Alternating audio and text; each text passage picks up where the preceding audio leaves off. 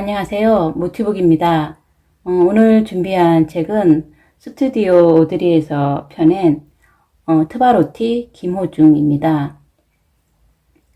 요즘처럼 혼란스럽고 힘든 시기에 김호중님의 이 책이 하나의 빛으로 여러분 마음속에 새겨지길 바라며 트바로티 김호중의 희망의 메시지 함께 보도록 하겠습니다. 유년 시절에 대한 기억은 행복한 편이다. 친가와 외가의 사랑을 듬뿍 받았고 특히 친할머니와 외할머니가 유난히 예뻐해 주셨다. 그러나 초등학교에 입학할 무렵부터 살얼음 밟듯 조마조마한 날들이 많아졌다. 공부엔 크게 관심이 없었지만 진득하니 앉아서 공부를 할 집안 환경도 아니었다. 부모님 사이에 금이 가며 결국 두 분은 이혼하게 되었다. 아버지가 재혼하면서 나는 새어머니와 함께 살게 되었다. 새어머니도 어떤 희망을 안고 아버지와 재혼하셨을 것이고 이전 결혼해서 낳은 당신의 자녀들이 있었으니 의붓아들인 나를 키우며 살아야 하는 재혼 생활이 만약 행복하고 좋기만 할 리는 없었을 것이다. 그러나 그런 생활은 어린 나에게도 당혹스러운 일이었다. 아버지에게 마음을 두지도 못했고 새어머니에게는 더더욱 그랬다. 갑자기 피 한 방울 섞이지 않은 형과 누나가 생긴 것도 적응하기 힘들어 서먹하기만 했는데 새어머니가 어떤 오해를 했는지 나만 차별하고 혼내는 일이 종종 있었다. 나는 세상에 왜 태어났을까? 우리 부모님은 나를 왜 낳았을까? 나만 없어지면 우리 가족이 행복할까? 이런 생각을 자주 했다. 잘못하지도 않았는데 호되게 혼나거나 매를 맞은 날이면 무작정 대문을 나섰다. 한 발자국만 나서면 대문 밖이었지만 그 한 발자국이 그렇게 무거웠다. 그렇다고 집에 있기엔 마음이 더 무거웠다. 대문을 나서도 막상 갈 곳이 없었다.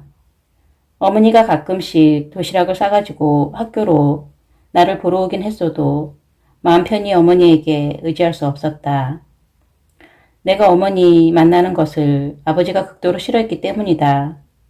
만난 걸 들킨 날엔 온몸이 멍이 들 정도로 맞았다. 아버지는 늘 내가 어머니를 몰래 만나진 않는지 의심했다. 가끔은 나를 떠보듯 추궁해서는 어머니에게 전화를 걸라고 했다. 그 전화는 곧 서로에 대한 트집과 비난으로 이어졌고 곧 집이 떠나가라 언성을 높이는 싸움으로 번졌다. 그런 상황에서 내가 의지할 사람은 오직 한 사람, 할머니밖에 없었다.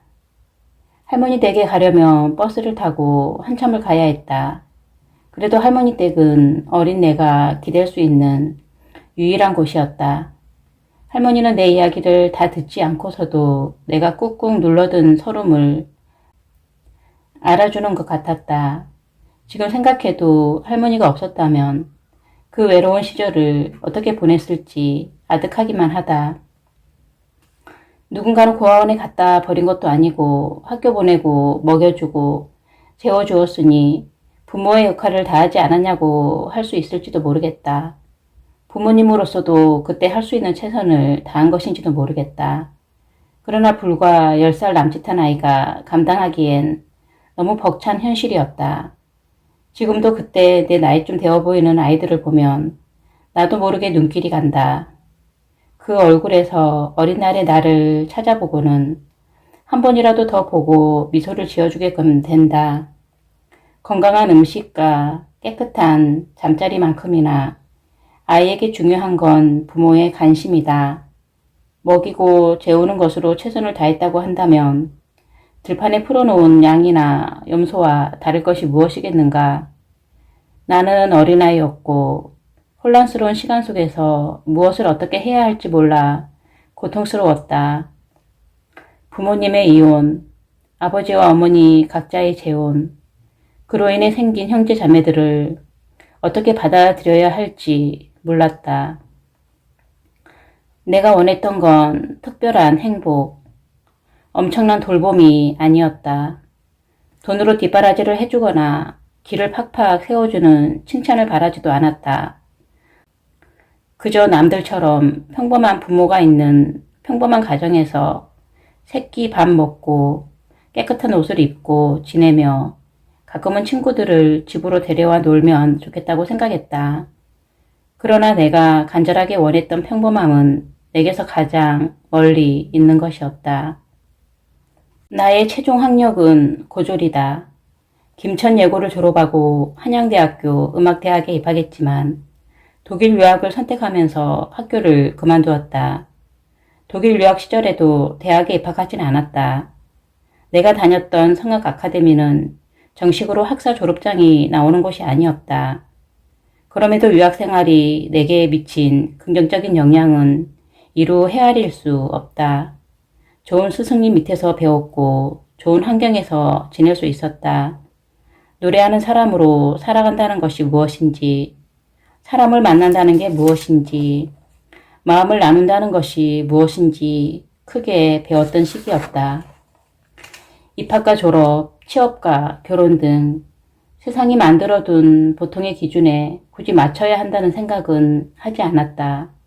내가 살아온 삶은 정박자보다는 엇박자에 가까웠던 것 같다.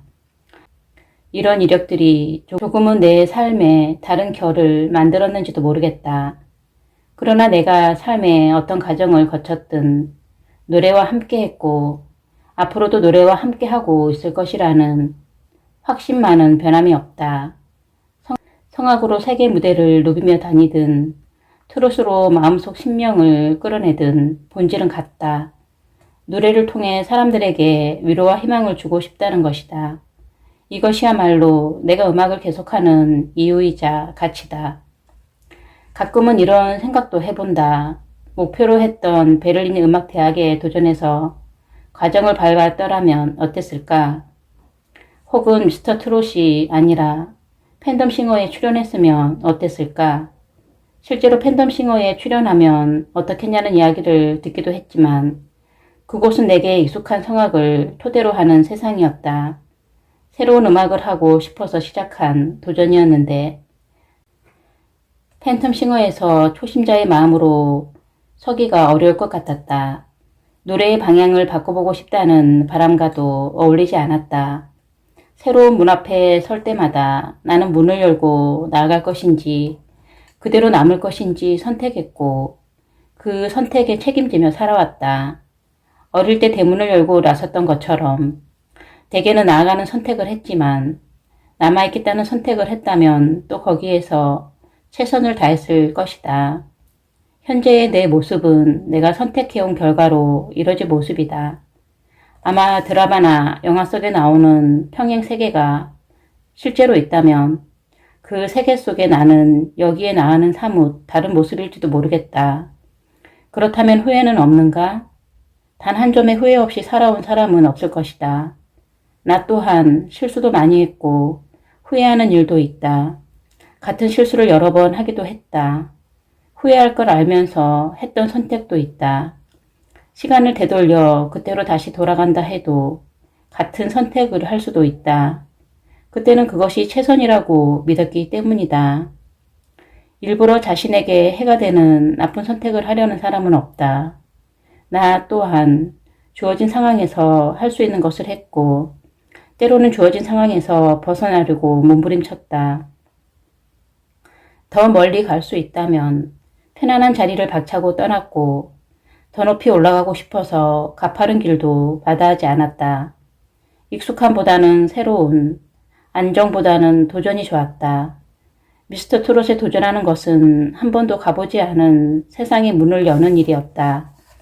문을 두드리고 문을 열어보자고 결심했어도 문 앞에서 망설이던 순간도 있었다.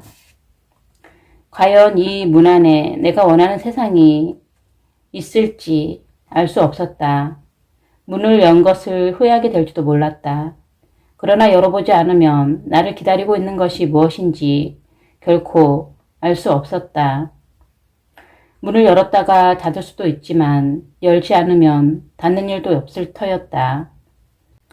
앞으로 내가 설 수 있는 무대가 얼마나 많을지 알 수 없었지만 이 문을 열면 지금보다 더 많은 무대가 주어질 것만은 확실했다. 그것은 내가 계속 노래를 부를 수 있다는 것을 의미했다. 나는 내 눈앞에 보이는 문 하나를 열었다. 그리고 안으로 들어갔다. 한우를 해주는 사람도 만났고 돌을 던지는 사람도 만났다. 문 하나를 열었을 뿐인데 많은 것이 달라졌다. 그렇게 이 세상에 들어온 이상 좋은 의미로든 힘든 의미로든 책임을 져야 한다고 생각한다. 그것은 더 좋은 노래를 들려드려야 하는 일이다. 미스터 트롯 결선 무대까지 끝내고 최종 결과가 나왔다. 4위. 잘했다는 생각이 들었다. 충분히 애썼고 수고했다. 진선미만큼이나 값진 결과였다. 트바로티라는 명예로운 이름도 얻었고 지금까지도 가분한 사랑을 받고 있다. 이 고마운 마음을 어떻게 다 표현할 수 있을까? 미스터 트롯이 내게 준 선물은 인생의 기적이라고 밖에 말할 수 없다. 훌륭한 동료들에게 많은 것을 배웠고 인생의 풍부한 결을 만들어내는 경험을 할 수 있었다. 무엇보다 나를 있는 그대로 인정하고 수용해주는 좋은 사람들을 많이 만났다. 목마른 사람이 물을 찾듯 노래에 대한 갈증으로 도전한 무대였는데 엄청난 보상을 받았다. 열심히 살아왔다고, 여기까지 잘 왔다고 등을 힘껏 토닥여주는 것 같았다. 지금도 눈을 감고 떠올리면 노래 한 곡 한 곡이 방금 전에 무대를 끝낸 것처럼 선명하게 다가온다. 태클을 걸지 마부터 시작해 고맙소에 이르기까지 내가 불렀던 모든 노래가 인생 노래였다. 이렇게 좋은 노래를 부를 수 있다는 사실만으로도 참으로 행복하고 참 고맙다.